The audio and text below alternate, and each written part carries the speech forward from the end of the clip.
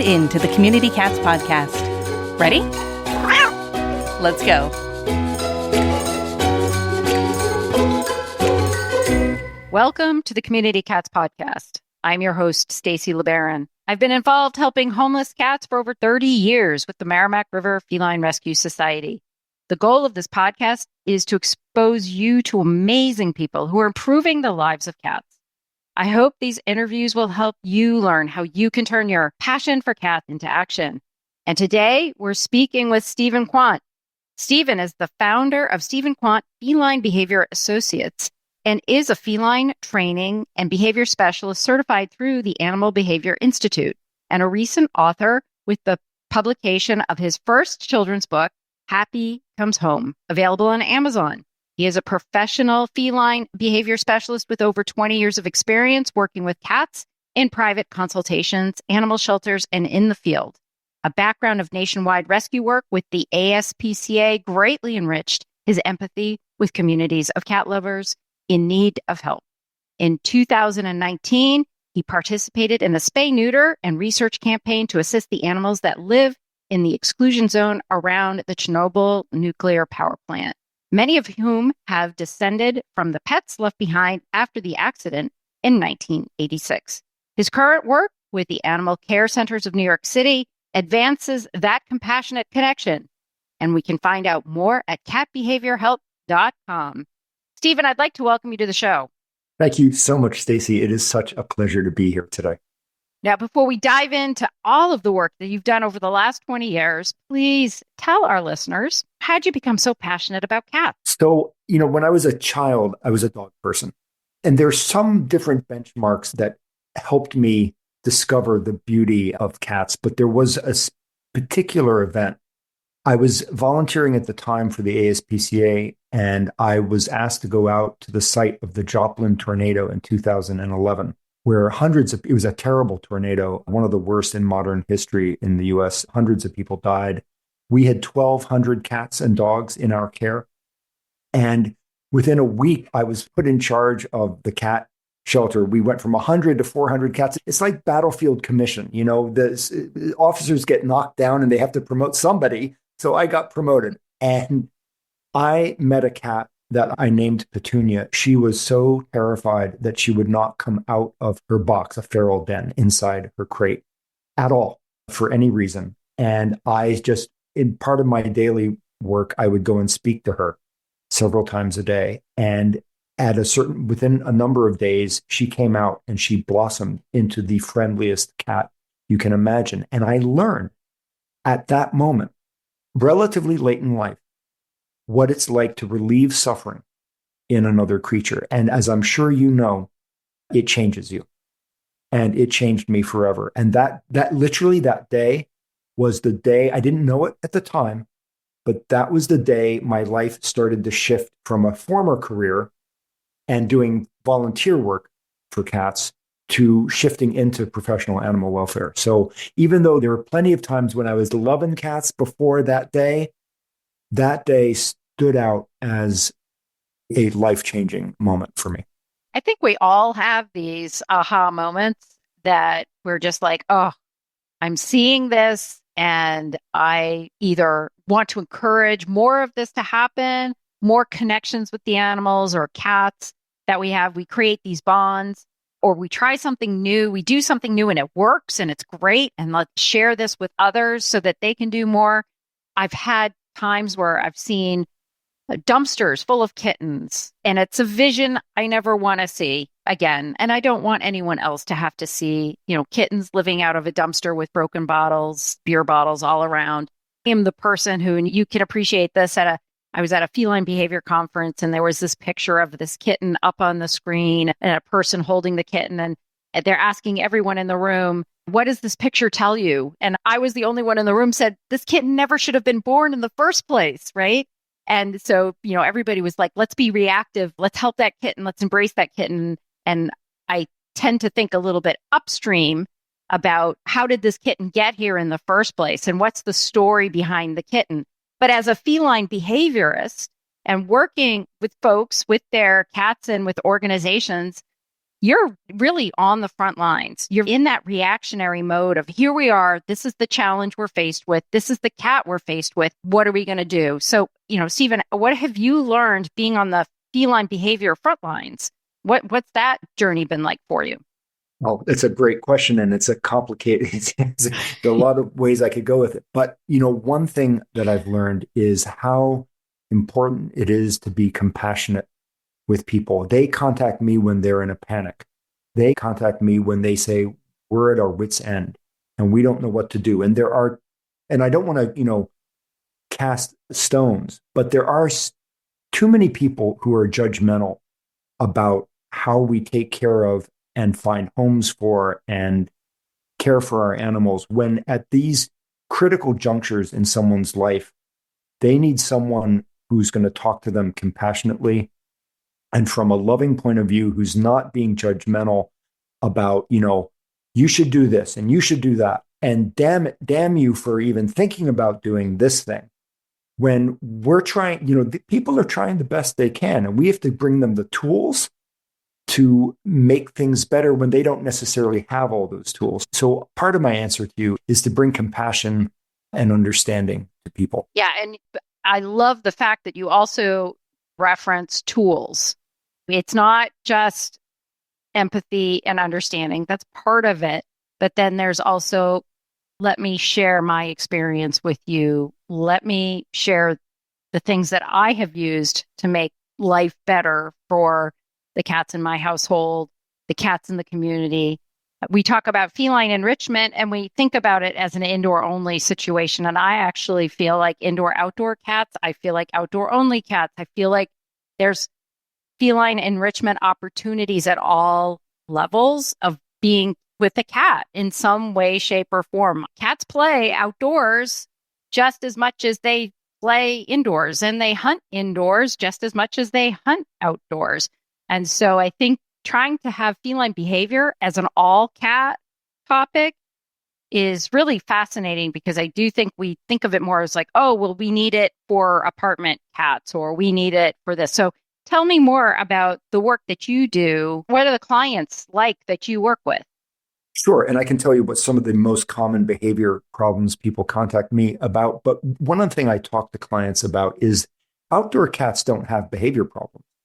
They just have behavior. It's when we bring them indoors and we limit, for some cats, obviously there are many cats who are very happy inside, but for some cats, we're limiting what they have evolved to do in terms of predation and activity and obtaining resources. And I like to talk about bringing the outside in, bringing the forest and the field into your home to give your cats problem-solving activities so you aren't the victim of what I call drive-by ankle biting, right, is just an example.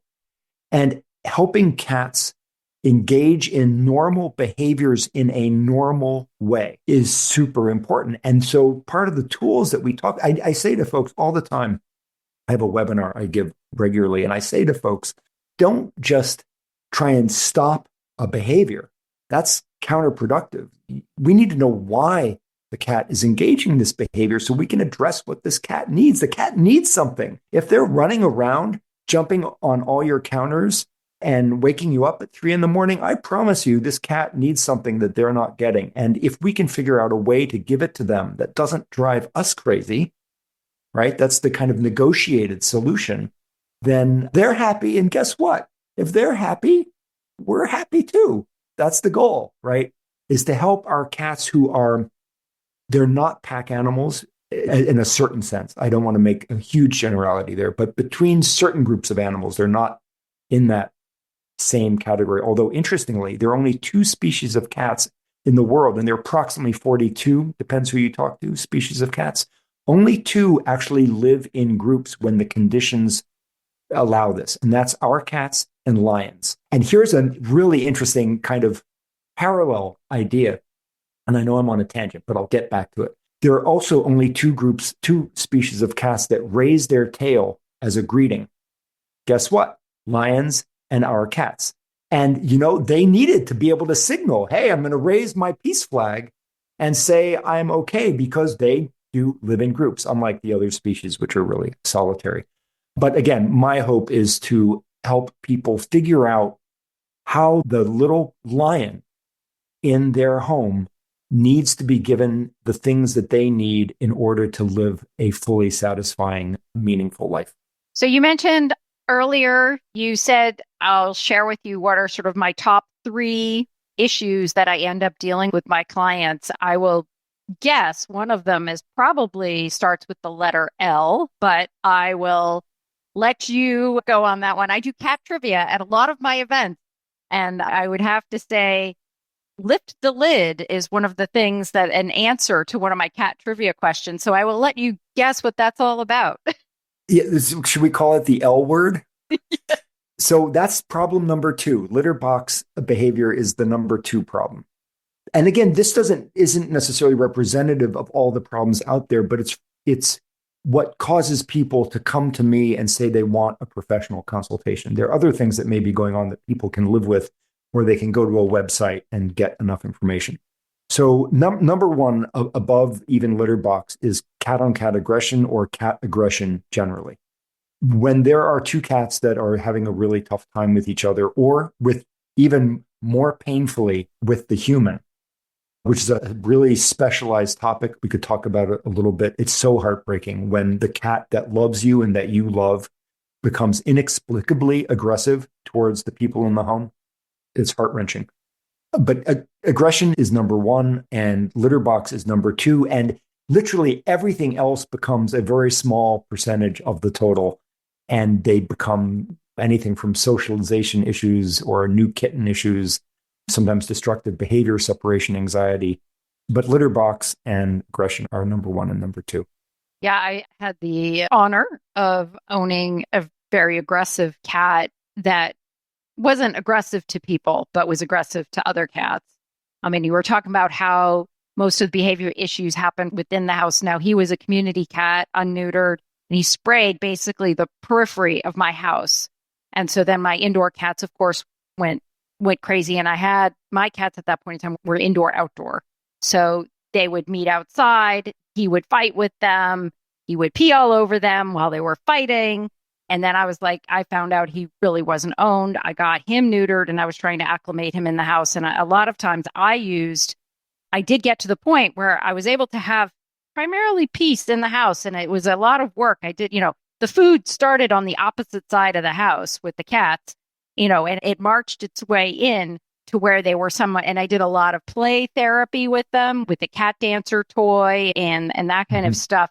But I do think my original house cats never forgave me for letting him in the house. But he was a cat that had been living under a bush for years and had the cauliflower ears and all of that stuff. And he was a marshmallow to my kids, which is so funny. It's hysterical that you see this violent cat on cat, but yet the cat's like a marshmallow was my toddler at that point in time. And he'd just be like a pillow on the lap of my daughter. But then, you think in the back of your mind, well, I've seen him do this with the cats. Would he ever do this with the kids? So it's hard. I mean, how do you rebuild your own personal trust with your pets when you've seen them do something just so out of the normal behavior? It's so hard. And we could talk if you'd like, and we don't have to, but we could talk about how I approach cat on cat aggression issues from when you're doing an introduction, because they're not the same in some respects as you typically see on websites. And I could address that if you want. But I'd also love to just comment back on something you said earlier, which is the idea that some cats are indoors, some are indoor outdoors, some are outdoors. And, you look at that, there's that kind of debate as to whether cats should be indoors or outdoors. Well, some cats really need to be outdoors. And some cats thrive outdoors, as you obviously know. I mean, this is the thrust of your podcast. But even some indoor cats can benefit from outdoor experiences. And there are ways to give cats outdoor experiences. If you're worried about the safety of your cat or the safety of other animals, there are all sorts of different ways to customize outdoor experiences. And I will tell you that there are some cats at animal care centers of New York City, where I work, that go to sanctuaries. And there is a sanctuary a 15-minute walk from where I live. And I have seen cats that you could not handle in the shelter. And the person who manages the sanctuary will tell me that within 24 to 48 hours of getting into this sanctuary, you could pet some of these cats. And I've seen them. I've seen it. I've pet them. And I'm like, wow. So outdoor space and expanded territories can go a long way to helping cats who are feeling that compression. I talk about how if a cat comes into a colony and they kind of go to the edge of the colony and are kind of trying to get permission to come in, the distance that they have is greater than the distance we have in any of our homes. So the moment we bring another cat into our home, we are compressing the space in a way that for some cats, this is just not good. Yeah. And one thing that we really discovered in the cat rescue community during the pandemic was the beauty of using the foster homes to adopt cats out rather than depending on the shelter space, and really so many under-socialized, or some people would call them unadoptable fosters that have been in the foster home for, a year. No one's ever going to want to adopt this cat, even though the cat is perfectly fine, but not seen in the shelter.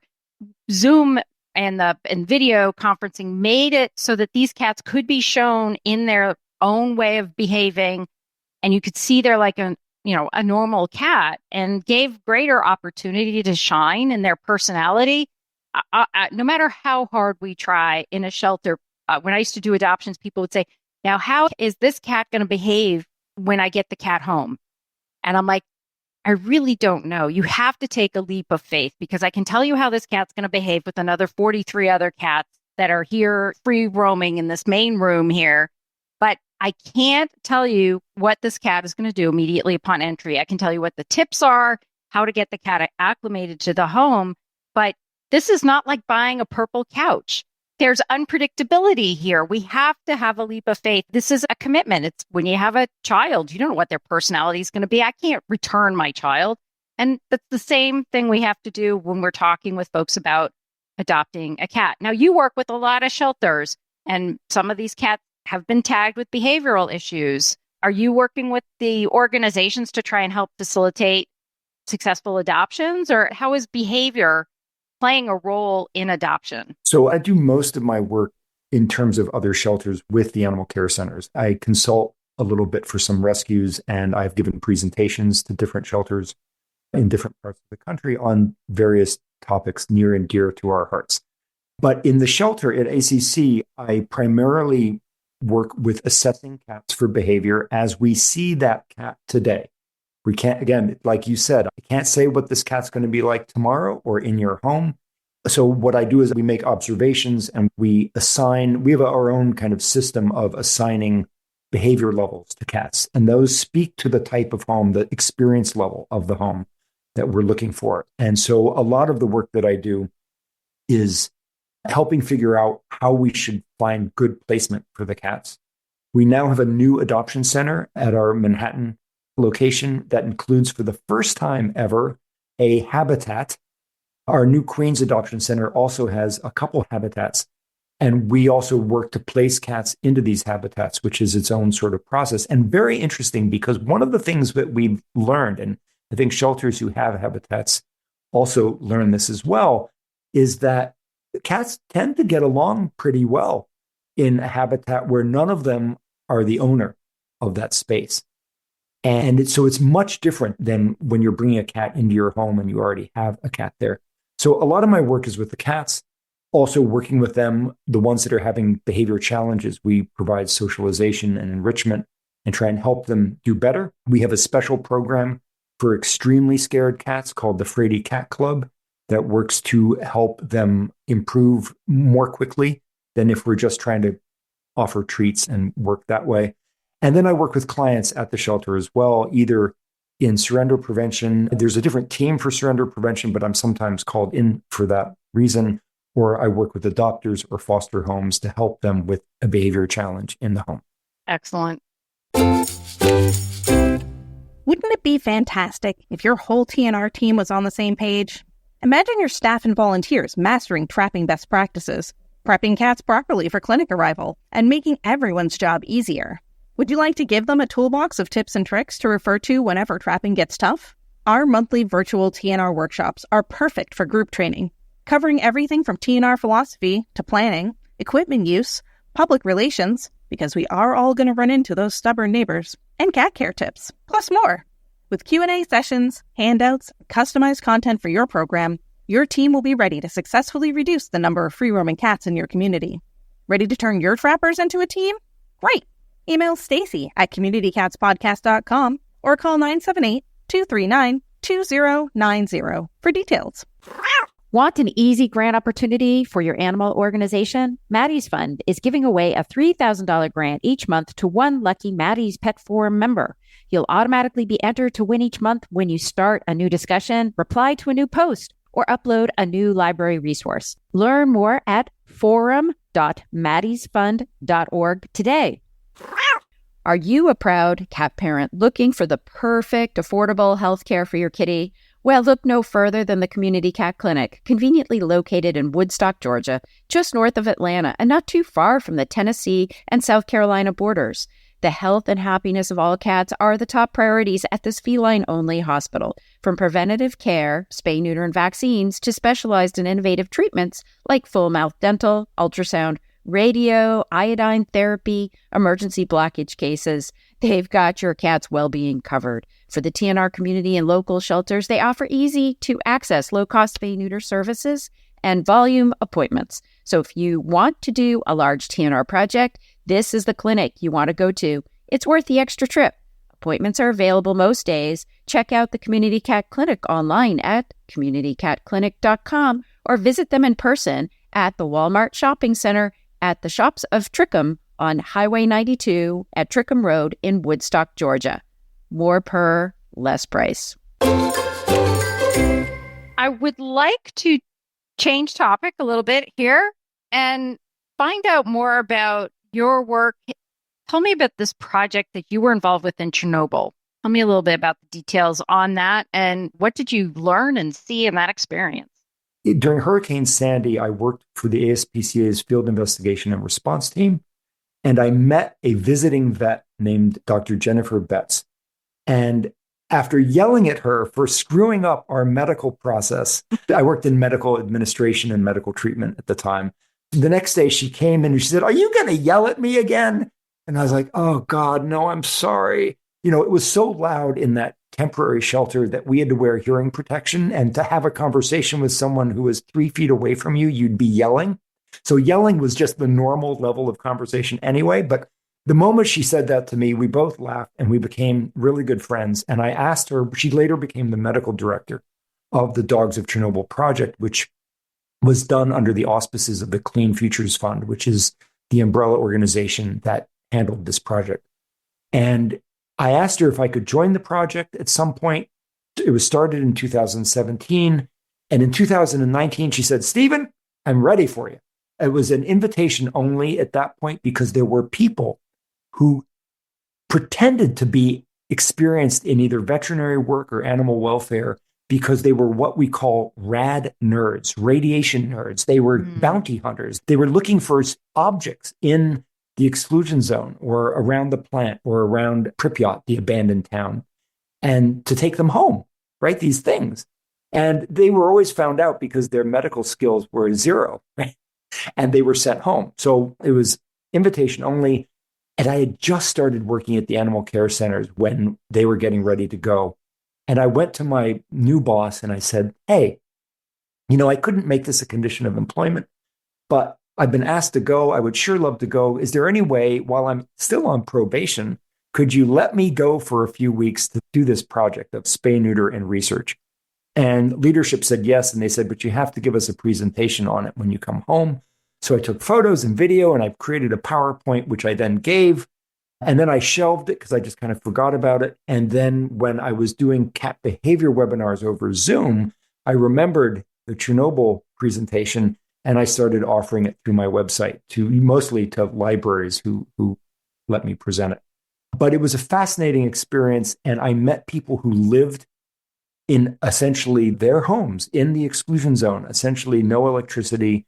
I can tell you a story about someone I met there, but it was a deeply moving experience, as much because of the work that we did to help the dogs and some cats, but also to meet people who live in a different way than we do. You know, if you ever want to complain that your Chinese food delivery is running late, I try and think back to the people I met who live in a radioactive forest outside the Chernobyl nuclear power plant.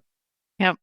Yeah. Yeah. I had the same opportunity. I was in high school. I had the opportunity to go to Papua New Guinea, and you get exposure to a whole different way of being and appreciate just the basic supplies that we get in this world, and, our electricity and our cell phone and our computers and all that. So with Chernobyl, you did spay neuter for the own cats and dogs in the community, as well as some free roaming dogs. Is that the way the project worked? Yeah, that's a pretty accurate way of describing it. The town of Slavutic, which is where all the workers live, they get on this old train every day. We would get on the train with them, and it was a free train. It would go one stop, an hour to get to Chernobyl, and you would go through the country of Belarus to get there. And so as a service to the community, we did spay and neuter vaccinations for both owned cats and dogs in the town and community cats and dogs. There were community dogs in Slavutic, which is it's common in other countries, but it's not very common in the US. We have community cats, right? But not community dogs. These are dogs that live either in the community or on the fringe of the community, are cared for by the community, but don't have a home.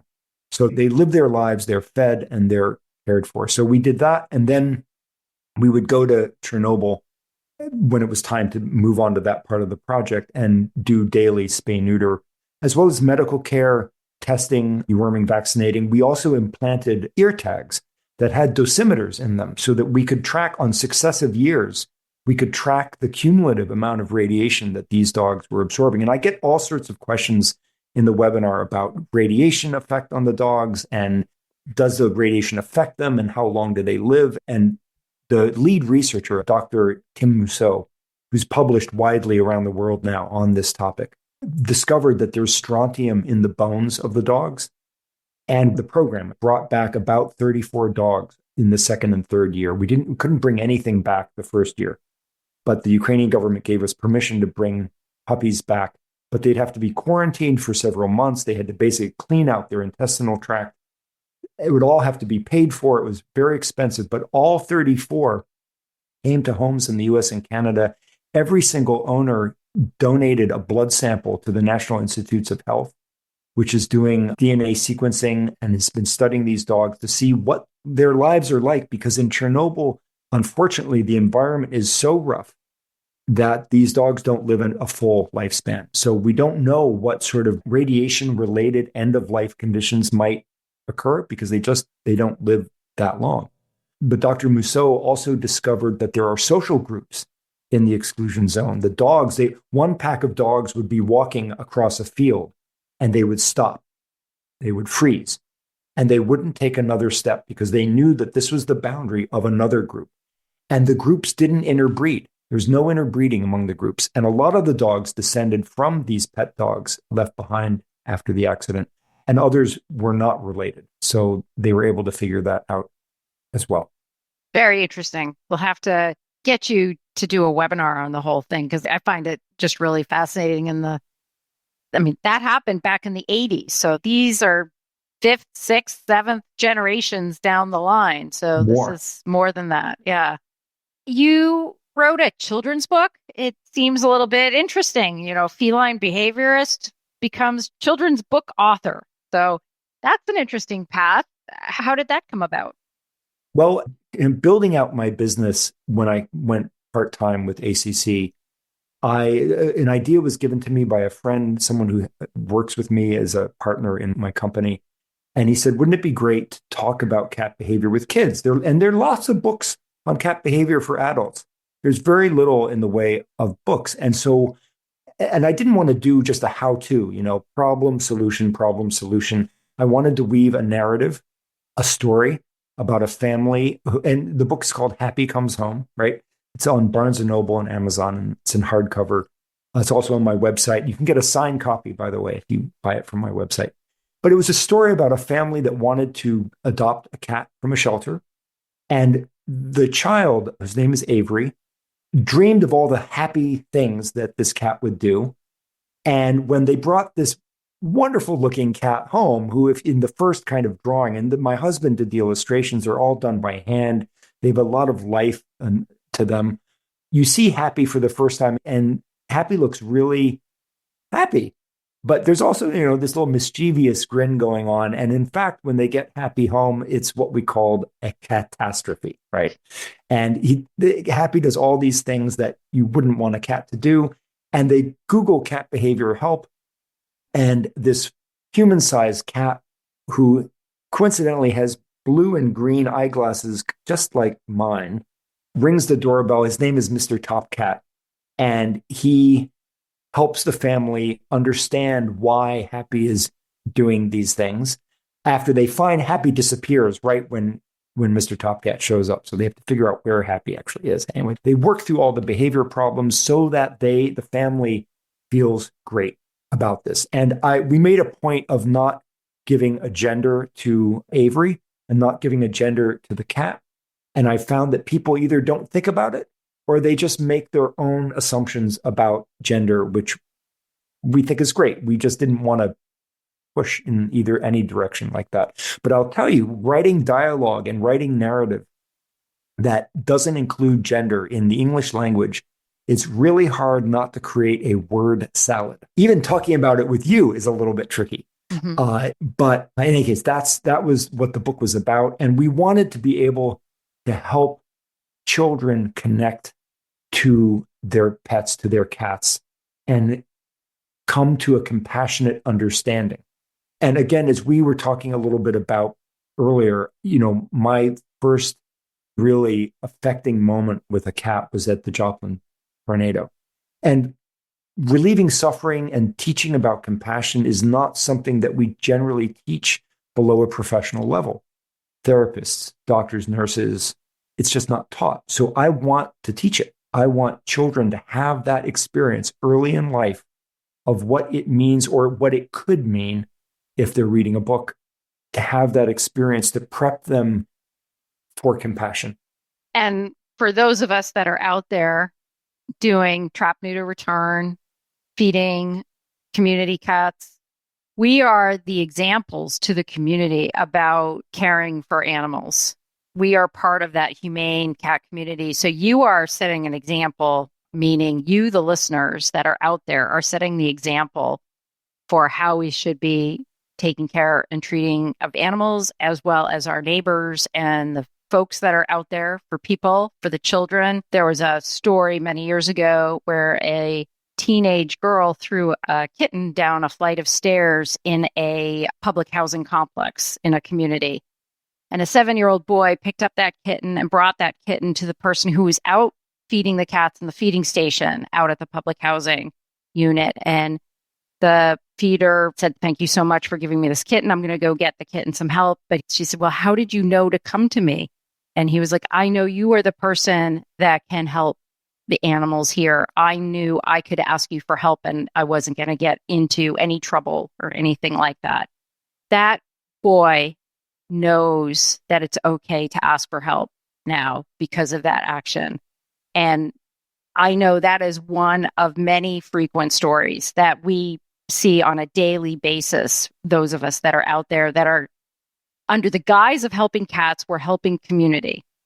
So, Stephen, I want to ask you, in your world, we've touched upon it here a little bit, but to drill down, what does a humane cat community look like for you? Well, and to what you just explained, I would ask that anyone listening today who has any knowledge of someone who works in the community with cats, see them feeding, they're out there, go offer some support, tell them thank you, let them know that you're on the vanguard and the forefront of a movement to help all the cats. So for me, humane cat community is about compassion, about care, about support and knowledge, and understanding that there's no one solution and that it is important not to vilify any group. Everybody is working for the betterment. Everyone in animal welfare, including adopters. I sometimes say to adopters, you think we're animal welfare on one side, and you're the owner, you're the pet parent on the other side, and we're kind of separate entities, but we're not. The adopter is a part of the animal welfare movement. They are the one who is learning about this cat more than we could ever learn about him or her in the shelter. And so they participate and they deserve our support. So humane community to me means we are literally all in this together. And yes, some of us might work in this area and some might work in that area, but I try so very hard. And I don't actually, it's not that I try hard to be compassionate. I feel that I have learned to be compassionate because of all the things that I have seen and the experiences that I have. I and my team go to trauma therapy just because of the things that cats that are brought to us in conditions that I don't talk about to people outside the organization. It's just it's not fair to them. And so I guess a kind of holistic community of compassion in a judgment-free space where we all work together. And we create opportunity, building that toolbox of resources, being able to offer those resources. And I'm with you 100%. When I was doing adoptions at the Merrimack River Feline Rescue Society, I welcomed adopters to the family. When they adopted, they became part of the MRFRS family. And if there was ever a question or an issue or a problem or not a problem, and they just want to let us know how things are going, we're there. We're there. And it is a connective situation. When someone surrenders a cat, they volunteer, they donate, they're becoming part of this MRFRS ecosystem, a family based on community. We're all sort of within a certain region. Not a lot of people came up from Florida to adopt from Massachusetts. So, in general, they're sort of local, but it's a tribe. It's a tribe that we all believe in the fact that we can take care of the cats in our community. We can provide for their needs and we can provide for the needs of the community in general. And we can basically celebrate all things cat, which is what we're all about. And we're continually learning. We are so continually learning because in 1995, I didn't know what feline enrichment was. I knew what scratching the sofa was. I knew what the litter box was. But feline enrichment and cat licky pads and churu and all this other stuff, there's so many more tools and so many additional items for our toolbox, which is just great. But we're learning and always be open to learning more. Stephen, if folks are interested in finding out more in the work that you are doing, how would they find you? The best way is to go to catbehaviorhelp.com. It's my website. I've got lots of resources on it, ways to contact me, links to webinars that I give both on Chernobyl and my cat behavior webinar, Decoding the Mysteries of Cats. I'm on social media as well, Facebook, Instagram at Cat Behavior Help. Currently on TikTok, I don't know for how long, at cat_behavior_help. But the website is the best way, catbehaviorhelp.com. And is there anything else you'd like to share with our listeners today?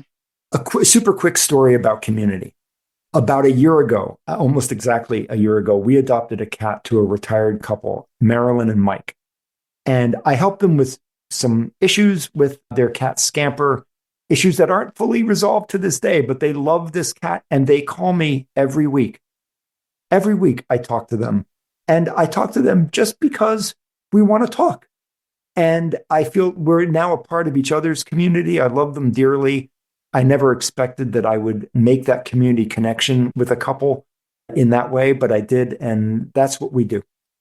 Yep, that is what we do. And then as you get more people calling you, you will introduce them to somebody else and they'll form a connection. And they might not need you as much because we do also have to protect ourselves and ensure that our cup isn't overflowing with too many obligations. And I also do feel like a lot of folks that are out there doing trap, neuter, return, involved in this space, get overwhelmed and don't take the time to heal themselves and protect themselves. And again, it's community.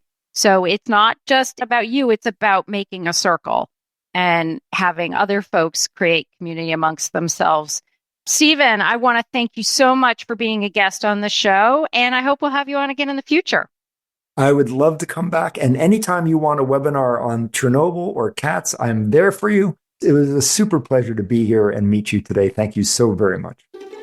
That's it for this week. Please head over to Apple Podcasts and leave a review. We love to hear what you think, and a 5-star review really helps others find the show. You can also join the conversation with listeners, cat caretakers, and me on Facebook and Instagram. And don't forget to hit follow or subscribe on Spotify, Apple Podcasts, Google Podcasts, YouTube, Stitcher, or wherever you listen to podcasts so you don't miss a single show.